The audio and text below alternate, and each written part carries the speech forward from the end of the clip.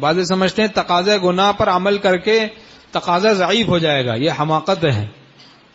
تقاضے گناہ پر عمل جب کرتا ہے آدمی تو تقاضا کمزور نہیں ہوتا، وہ اور بڑھ جاتا ہے۔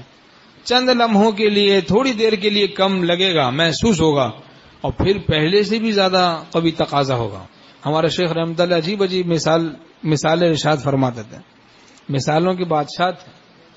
فرمایا ہے کہ بھائی سردی کا موسم تھا، دریا بہہ رہا تھا، دو دوست کھڑے تھے۔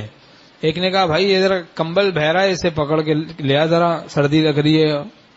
دوسرے نے کہا بھائی مجھے تو تیرنا نہیں آتا، تو ہی چلا جا، لیا بھائی یہ کمبل۔ تو اس نے چھلانگ لگائی، ٹھنڈے پانی میں کودا بیچارہ، تیر کے گیا، محنت کر کے گیا، اور جا کے اس نے اس کمبل کو پکڑا۔ اب جناب آ نہیں رہا، تو دوست نے پوچھا بھائی آ نہیں رہے ہو، کیا ہوا، آ جاؤ۔ اس نے کہا بھائی ہم نے تو کمبل کو پکڑا، کمبل نے ہمیں پکڑ لیا، کمبل ہم پہ کمبل ہو گیا۔ کمبل ایسا عجیب شان کا کمبل ہے کہ ہم پہ کمبل ہو گیا، ابھی ہمیں نہیں چھوڑا۔ اس نے کہا کیا بات کیا ہے؟ کہہ رہا بھائی یہ ریچھ ہے، ریچھ، ہم سمجھے تھے کمبل، دور سے کمبل نظر آ رہا تھا، قریب جا کے لپٹ گئے تو وہ ریچھ تھا ظالم۔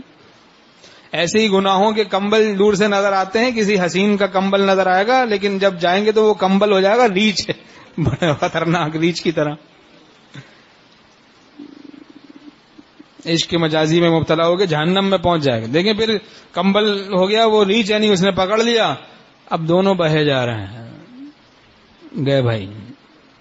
ایسے ہی انسان، فرماتے تھے ہمارے شیخ رحمۃ اللہ کہ انسان محنت کرتا ہے، مشقت کرتا ہے گناہ کے لیے، حرام کے لیے، گناہ کے لیے، اللہ کی ناراضگی کے لیے۔ جب شیطانی تعلق اسے حاصل ہو جاتا ہے کہ وہ مشقتیں کرنے کو بھی برداشت کر لیتا ہے گناہ کے لیے، یہاں تک کہ وہ جناب ٹھنڈے پانی میں کود رہا ہے اس گناہ کرنے کے لیے، تو جناب محنت مشقت کر کے گناہ کو جب آدمی جا کے پکڑتا ہے تو پھر گناہ ہی پکڑ لیتا ہے، اور دونوں پھر گناہ کے ساتھ وہ جناب بہہ جاتے ہیں جہنم کی طرف۔